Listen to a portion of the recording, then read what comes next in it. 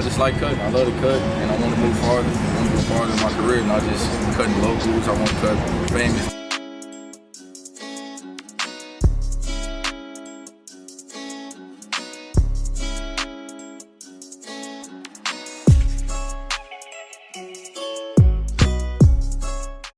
Everybody, we are back on Kenosha's most watched, most listened podcast. Very special guest in the building today. I got my good guy Ken. Ken, how you feeling tonight? I'm feeling good. How are you? Man, I'm actually hanging in there, bro. For this Saturday, we had that little snow. I was a little bit scared. I was like, man, we getting snow already. It was all bad, bro. Yeah. But what's up with you though? Tell me something good, bro. Pretty much about me. I just like my barbering career is going good. It's going good. Everything is going okay. Yeah. You all good. No, you all good. So obviously we got to start from the beginning anyway. So just tell us a little bit about where you come from. Where were you born and raised? I was born and raised in Chicago. My parents moved out here when I was about 8 years old. Where? To Kenosha. Okay. We moved to Kenosha so to stay out of trouble. My parents didn't want me in trouble in Chicago growing up in a rough neighborhood. So we moved, try to give myself a chance. How was it growing up in Kenosha for you? Kenosha was good. It was a lot of support from the coaches, a lot of support from like male figures that used to. I didn't have my dad in my life, so it was kind of like Bradford coaches. Like they was more like father figures rather than coaches to me. Yeah. A lot of people in the neighborhood just helped me grow up, helped me survive that what I was going through. Yeah. What area in Kenosha did you grow up? I grew up on the north side, by the Wilson Heights area. Don't tell me the dirty 30s. Yeah, the dirty 30s. Man, for real, I actually grew up in Wilson Heights area as well too, so I definitely know what it was like growing up. Just tell us a little bit about your time growing up in that area. That area, it was kind of like, for me, I was kind of going like absent from the area, but from the times that I was there, we was always just running the streets, just being bad. But me, I kind of stayed like playing ball, like Limpert Park, right by Wilson School. I just kind of played ball. Ball was my drive. Yeah. It kept me out of trouble. How'd you end up getting into basketball? I just always played. My mom used to play ball. Back when she was pregnant with me, she used to play ball, and I can't live up that story. She always told me. Yeah. So I just kind of loved the game of basketball. It kind of kept me free. So whenever I was stressed at home, all the problems at home, I just played ball. Yeah. What type of kid would you say you were? Obviously, you talked about playing basketball. You're a good kid. I'm pretty sure you seem like a really good young dude now.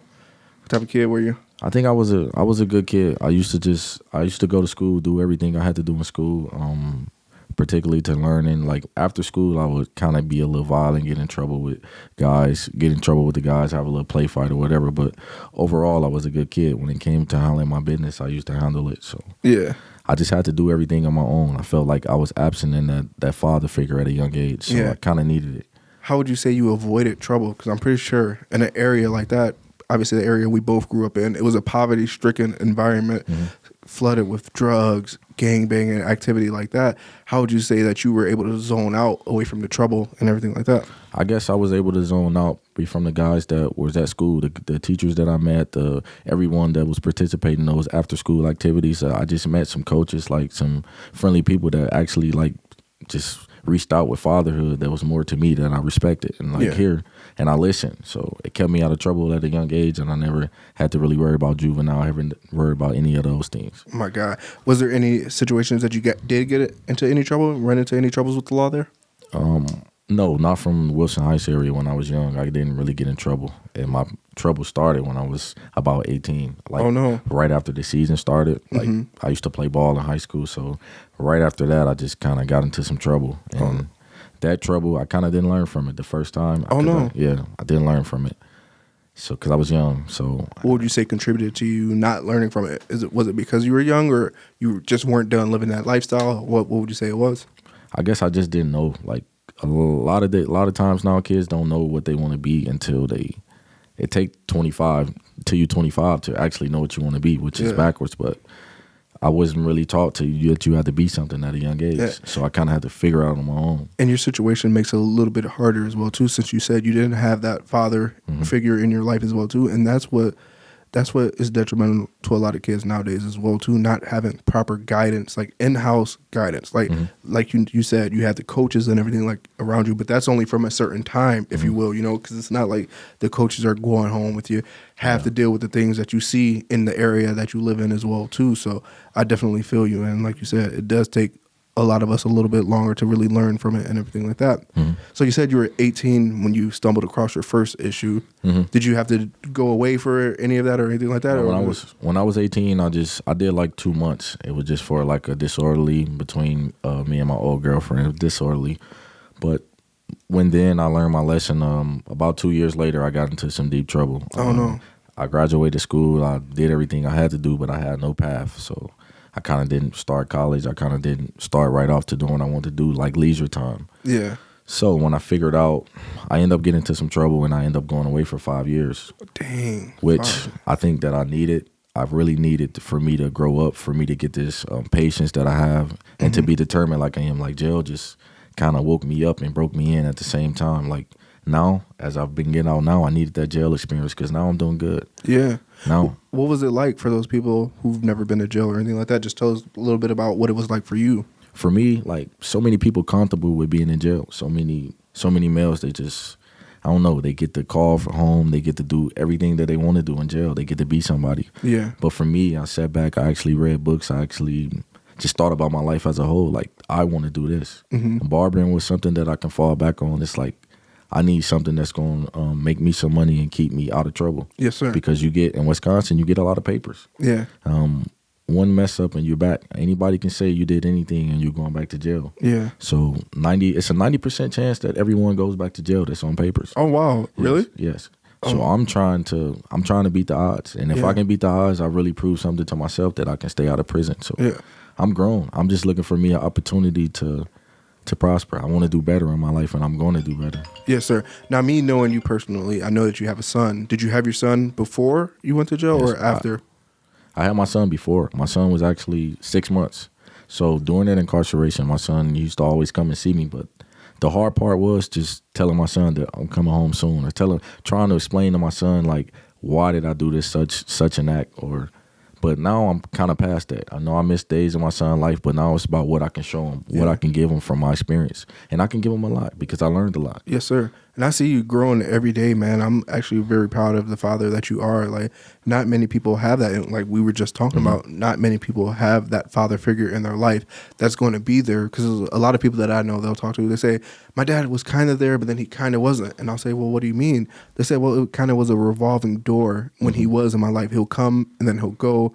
He'll come and then he'll go. And that's really not fathering, you know. But as a man like you, you're there. That really means a lot, just seeing. I got a question.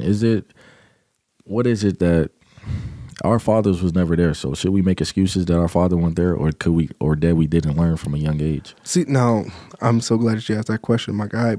A lot of people will harp on what they didn't have, you know, but then I look at it like, well, I'm a grown man now, so I really can't dwell on what I didn't have, you know, because if you think about what you didn't have, what does that really do, you know? Some people use it as esteem to motivate them. Some people use it as that anchor that weighs them down, and they allow themselves to fall victim and to fall into that path of not being anything or doing anything productive because of their circumstances. People like me and you, we use our circumstances as that gateway to be something better. So I personally feel like you can use it as an excuse, but you should not use it as an excuse, because at the end of the day, you have to be your own person as you get older, you know? So, yeah. So can you just tell us a little bit about how you got started with barbering? Because I noticed you're a very prominent barber in the area. Yeah. Who gave me this crisp cut over here right now. Well, I started on my little brothers before my incarceration when I was so you about started 15. before? So I started before, but I actually wasn't that good. So I just used to be just learning, just practicing on my little brothers. It paid off, because when I got to incarceration, I just started being a barber. I find something that I love. I found something that I love to do. And right now I'm just trying to take my barbering career to another level. Like, I want to be cutting the famous people's head. I want to be cutting everybody's head that's doing something, the business owner, because barbering, you can learn something from everybody. Yes, sir. Everybody sits in your chair to know something different. You can learn something from everybody every day. And I'm a people's person. I like talking. I like communication. I like that aspect of barbering, such as rather than just using my tools and just doing what I do. Yeah. So I feel like, I don't know, I just love it. And that's what attracts people to me, is the passion that I got for barbering, because a lot of barbers don't have it. I'm the barber that's getting up 5 a.m. If you want to cut, I treat it like a career rather than a job. Yeah. So I just love it, man. Did you get to be a barber while you were incarcerated? Yeah, I got to be a barber while I was incarcerated. So I actually tighten up my skills. My skills got tight. It was a guy that kind of taught me how to cut, how to do everything that I do. And once I started to fall into it, trying to learn the craft is better. And I found it. I found my touch. I found what I want to be. Not what I want to be, but the area I want to start in. Yeah. It's not just about barbering. To me, it's farther than that. Like, once I open my own business, I can feel like I can give back to my community. I feel like I can do more. So right now I'm striving behind the chair just so I can do a lot for my community or for myself, for my little brothers. I got so many people that's looking up to me as a role model. So, and this is what I can give them for now. So many people jump too fast in their life and they want to just, oh, I'm just going to be this. No, you got to take it step by step. So right now it's my first year being out of jail. So and I'm doing good. I made it into a barbershop. I started out my house and I made it into a barbershop. And now I'm about to start school to get my barber license. So. And what barbershop can those at home find you at if they want to get a cut from you? Yeah, if you want to get a cut, you can find me at Regimen Barber Collective. My page is Kendrick Daniels. Kendrick Daniels on Facebook. If you can type that in, you can book an appointment. Just try to find one of those two ways. Regimen Barber Collective is in Kenosha on 52nd.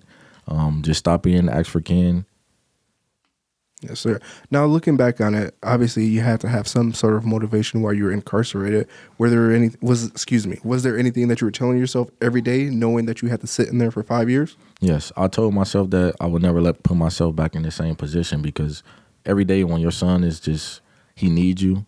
I didn't have a dad, so it's no excuse no more. It's no excuse why I'm in jail. It's no excuse why I did the crime that I did. Only excuse I have is, only thing that I want to say is I want to do better for my son. So it kind of motivated me every day to not play cards in jail, not get comfortable with the things that they want to give you, these tablets that they give you in prison, these other things that they give you to be comfortable. But I don't want that. Yeah. I just want to be, overall, just me driving me to be me is a good dad.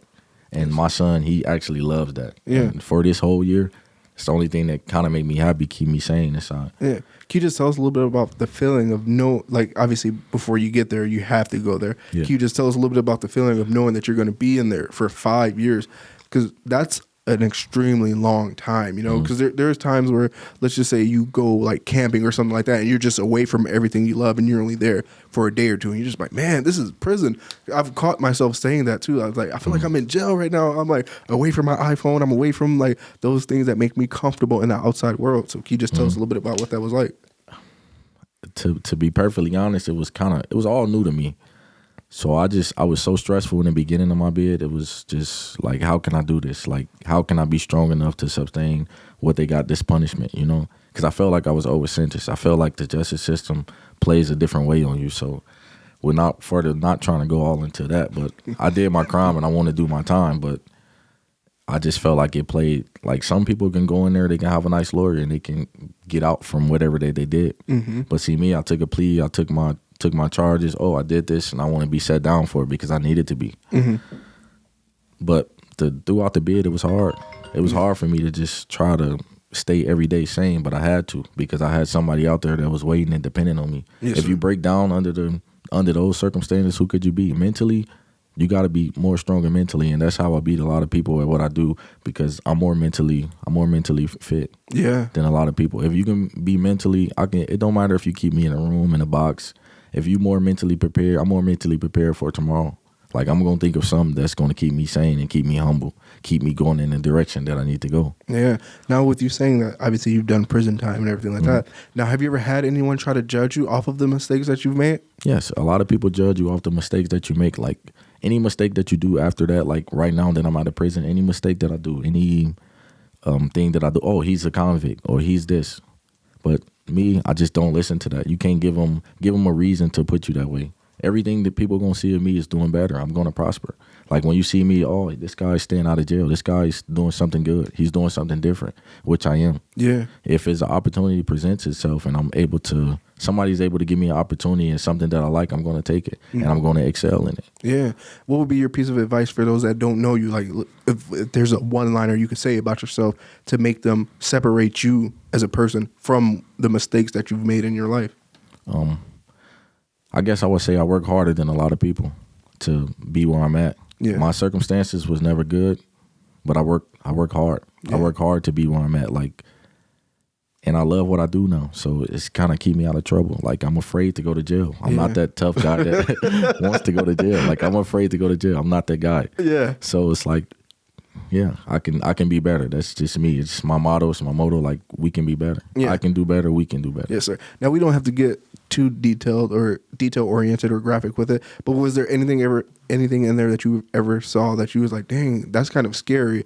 And I'll say this to say this. I know someone who's done time and everything like that, and they say, man, people want to go in there with that impression that they're super tough, but this isn't to like make you cool or anything like that. There's stuff in there that's literally scary, and it's okay for you to acknowledge the fact that you're scared. Because he said that there were people who were like, man, you saw so-and-so get stabbed up or whatever like that. He said, man, I ain't gonna lie, I'm scared right now. And he said, it is kind of funny, but it's not funny at the same time, because it's so honest that he was like, nah, I'm scared right now. I'm not in here to be some gladiator or anything like that. I'm scared. Like, was there anything that you ever seen or experienced in there that you were like, that's kind of scary? That's not normal. Yeah, not normal is like, you wouldn't imagine how many people try to commit suicide when they're in prison. Yeah. Like, they would have somebody that's got 20 years left in the minimum in a cell with me that's got a year left, you know? Yeah. So these people, like, they want to hang themselves. They want to kill themselves. They don't want to do the time. They lose their girlfriend. They lose their people. The most scariest thing is that them killing themselves, like, right there in front of you, like, right there. Yeah. Like, I was in the cell with somebody that tried to hang himself. Like, that's not normal, right? it's not normal, you know? Yeah. That's when I know, like you gotta be mentally fit for this. Like, it's like a job. If you get in trouble, you're a criminal, you get in trouble, you gotta know that jail's coming with it. Yeah. You can't try to kill yourself, later. It's not funny, but it's just funny how you said it. Yeah, it makes sense. But a lot of people try to kill themselves. They try to get away from the system. The system is rigged. The system is the way it is. But at the same time, when you do a crime, it's still a punishment, Yeah. But the system is not fair. Yeah, but people think that they can't get caught, and they think that life is what it's all meant to be out. Now, before we get ready to close out, what type of advice would you give to the younger generation, people who were once in your shoes, to lead them away from that path? I say find what you want to be in life. If you don't find what you want to be in life by the time you get 18, leisure time turn into play. No. Really find what you want to do in life. Stay away from the crowd that your parents really tell you to be away from. Like, son, you should be here. Like, starting in school. High school is the start, but getting enrolled into college, doing college things, you don't have to go to college, but you just, long as you stay out of trouble. Like, don't be fighting, don't be shooting guns. Put the guns down. It's so popular to have a gun these days. Yeah. So, but how do we get? I'm sorry, I didn't mean to cut you off. But how do we get away from? Oh man, what you doing over there? That's lame. Like, me personally, I loved comic books and skateboarding and stuff. Like, growing up, I would get those people. Man, that's lame. Like, that ain't gonna get you no girls, or that's not gonna get you that. How do we get away from that though? If we have people constantly in our face who are saying, no, this is the right way. This is cool, and this is what we do. What you're doing over there is lame. How do we get that if we're so young and impressionable? How do we get away from that? And you get there because you got to treat your life like you are grown. I don't care if you're 15, 14. It's your life. You're still in control of it. Don't let nobody peer pressure you into something that you don't want to do. Yeah. If reading comic books is something that I want to do, I'm going to do it. Mm-hmm. And that's my problem. When I was young, I didn't think like that. Yeah. I should think like that. Like, it's my life. It's no excuse that you're 13 and you made this crazy decision. Like, you got to think like you older. Yeah. It's your life. Yeah. Now, we'll just ask a couple more questions. But what would you say was your biggest mistake? My biggest mistake was getting in trouble. Yeah. I love the game of basketball. I could have been actually somewhere like in college, or at least in a better position in life than I am now. Yeah. I'm not complaining, but yeah. Are you a believer in God? Yes, I'm a believer in God. God definitely, and people say it sucks to say this, but he definitely puts us in those positions that gives us that wake-up call, or just that extra kick in the behind that we do need. And I'm not necessarily saying going to prison or jail but sometimes the wake-up calls that he does give us, we ignore them, Mm-hmm. Like, we'll see, this riot said they can't pick me up to go to this party or whatever like that. So, all right, well, let me go here and do homework or whatever the case may be. So instead, man, I'm walking to the party, or, hey, I'm calling someone else to get, So the signs that he does give us isn't what we should take. But then my next question was too, like, where can you see yourself being at in the next 5 years with your barbering? In the next year and a half, I want to be opening up my own shop. So it's not about one shop. It's just that one shop is going to give me that sincerity that I need. Like, I accomplished something, Yeah. Like, that's a first. Like, getting my license and then getting my business. I feel like I can leave something for my son. So in the next 5 years, I want to have at least two shops, like shops open, like continue expanding, because barbershops can be, it's better. When you put in the communities, it's better. You can talk to the kids. You can influence the kids. You can do a lot of different things with your barbershop. This is just about what's your goal for the shop, like your mission statement, you know? Yes, sir. And as someone who gets to speak with you on that intellectual level all the time from us just being able to hang out at the shop and everything like that, I can definitely see that happening. Just your drive and the intellect that you have at such a young age that you are at, I can definitely see you accomplishing that. Even if it's before the next 5 years, I can definitely see you putting all the right plans into place, because I just see that you're built different. And like you said, you're more mentally prepared than most people. So I wish you all the luck, and I really hope God blesses you with that as well too, sir. Thank you. That being said, sir, we just wrapped up another episode of Line for Line. My guy, I appreciate you for sliding through. Yeah. You calling or you listening, tune in every week. Line for line. Oh yeah, I'm going line for line.